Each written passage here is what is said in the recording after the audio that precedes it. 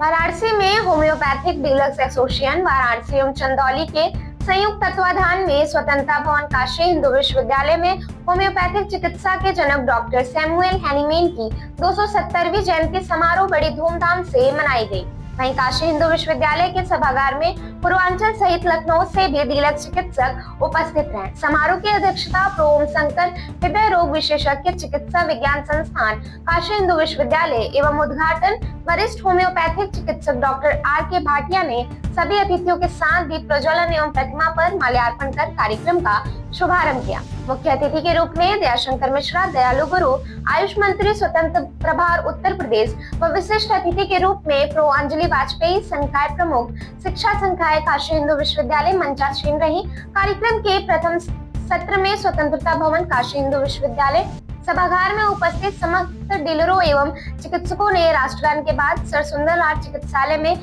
मानवता के कल्याण के लिए सामूहिक रूप से संकल्प लिया कि जब तक सर सुंदरलाल चिकित्सालय में होम्योपैथिक ओपीडी नहीं खुल जाता तब तक सभी अपने प्रयास और संघर्ष में लगे रहेंगे। की विधा से जुड़े हुए लोगों ने आज इस कार्यक्रम का आयोजन किया था, जिसमें तमाम सारे डॉक्टर्स, बहुत सारे विशेषज्ञ होम्योपैथ की विधा के देश के महारथी डॉक्टर यहाँ जुटे हुए थे। अलग अलग विधाओं के लोग भी थे। तो एक बड़ा ही सफल कार्यक्रम का आयोजन यहाँ हुआ।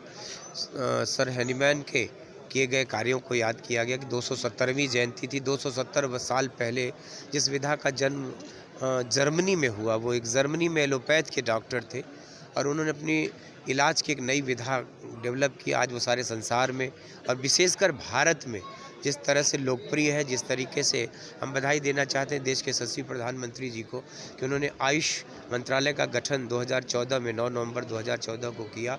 आज आयुष की एक विधा होम्योपैथ भी है, आयुर्वेद भी है, सिद्ध भी है, सुवारिकपा भी है, योग भी है, प्राकृतिक चिकित्सा भी है। तो कुल मिला के ये सारी विधाएं अब एक मंत्रालय के तहत उत्तर प्रदेश नई देश में लागू है और धीरे धीरे समाज में जिस तरीके से लोगों का भरोसा बढ़ा है। सर्वाधिक सस्ती दवाएं होम्योपैथ की होती हैं और सर्वाधिक संख्या में डॉक्टर, जहाँ पर कोई डॉक्टर नहीं मिलता वह आपके मोहल्ले में भी कोई न कोई होम्योपैथ का, इसलिए कि ये विधा बहुत लोगों के अंदर लोकप्रिय है।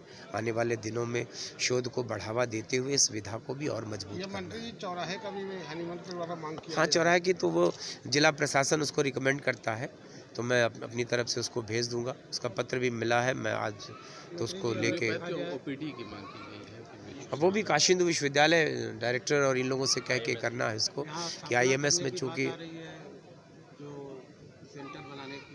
नहीं, सेंटर एक नया मेडिकल कॉलेज बनारस को मिला है इस बजट में, तो वो पिंडरा में बन रहा है। तो वही मांग हुई कि थोड़ा शहर से दूर है, लेकिन फिर भी चूँकि बड़ी ज़मीनों की आवश्यकता बड़े महाविद्यालय के लिए होती है, तो फिर वो बहुत दूर नहीं है। आज आने वाले दिनों में शहर का नहीं, वो सिर्फ राजकीय आयुर्वेद चिकित्सालय वो बन रहा है, मेडिकल कॉलेज होम्योपैथ का। चूँकि बनारस में पहले से राजकीय आयुर्वेदिक मेडिकल कॉलेज था, तो बनारस में नया राजकीय मेडिकल कॉलेज होम्योपैथ का बन रहा है। देखिए, एक तो महात्मा हैनीमैन जी की वजह से जन कल्याण के लिए काफ़ी पूरे दुनिया में इनकी वजह से सबको स्वास्थ्य लाभ मिल रहा है। दूसरा सबसे बड़ा जो है दुख की बात है कि इस एशिया के प्रथम विश्वविद्यालय में सर सुंदरलाल में जो है ओपीडी नहीं है, और एक ओपीडी हम लोग काफ़ी प्रयास करके पहले से कराए तो स्टूडेंट हेल्थ सेंटर में, उसमें 9 डॉक्टर थे, वो जो है उपेक्षित हो करके उसमें से 6 डॉक्टर चले गए। अब 3 डॉक्टर हैं और उनको जो है समझ लीजिए 1000 रुपया मिलता है हफ्ते में 1 दिन का। तो ये जो एलोपैथिक लॉबी है वो इतना एक तरह से उपेक्षा कर रही है होम्योपैथिक का, जिससे कि विकास नहीं हो पा रहा है। और इस एशिया के प्रथम विश्वविद्यालय में ओपीडी ना हो, वो भी सर सुंदरलाल चिकित्सालय में।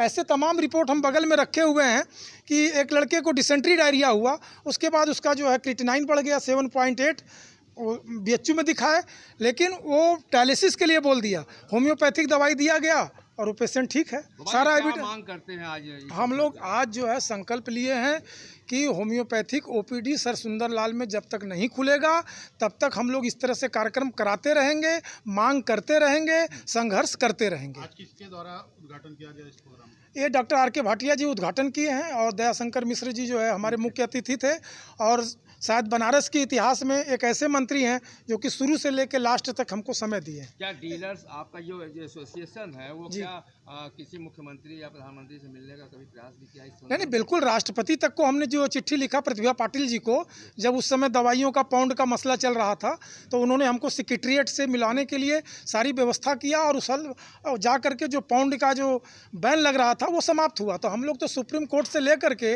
और राष्ट्रपति प्रधानमंत्री से अपनी बातों को कहने का प्रयास करते हैं। कितना होता है नहीं होता है वो अलग। कितने डॉक्टरों की टीम यहाँ आई थी? आज देखिए, हकीकत तो हमारा अभी जो व्यवस्था है वो 1500 लोगों का, आप जा करके बाहर गिन लीजिए।